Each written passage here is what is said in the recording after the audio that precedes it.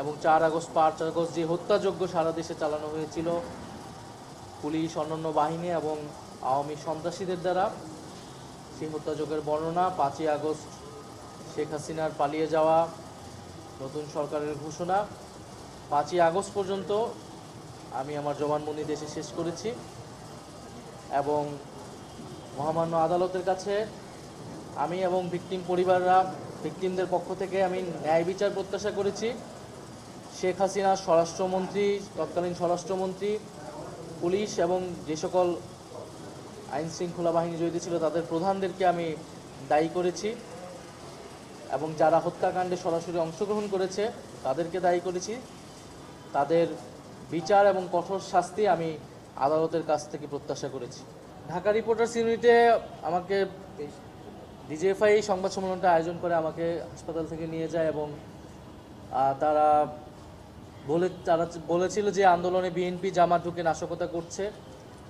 আমরা আন্দোলন সমাপ্ত ঘোষণা করছি, যেহেতু সেদিন সরকার কোটার প্রজ্ঞাপন দিয়েছিল।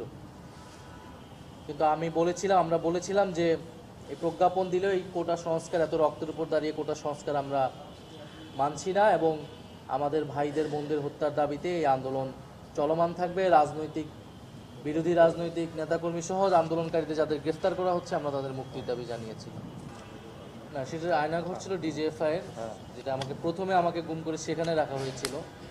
পরবর্তীতে ডিবি অফিসে আমাদের নানাভাবে আমাদেরকে নির্যাতন করা হয়েছে, মানসিক, শারীরিকভাবে আমাদের অভিভাবকদেরকে হেনস্থা করা হয়েছে এবং একটা পর্যায়ে তারা নারী সমন্বয়কদেরকে আরও গ্রেফতার করে আনার হুমকি দিয়েছে এবং একটা পর্যায়ে তারা আমাদেরকে হুমকি দিয়ে জোরপূর্বক আমাদের দিয়ে সেই লিখিত বক্তব্যটি পাঠ করায়, মোবাইলে ভিডিওটি ধারণ করে পরে সেটি মিডিয়াতে ছড়িয়ে দেয় এবং প্রধানমন্ত্রীর দপ্তরে আমাদেরকে নিয়ে যেয়ে আমরা সমঝোতা করেছি, এরকম একটা দৃশ্য জনগণকে দেখাতে চেয়েছিল।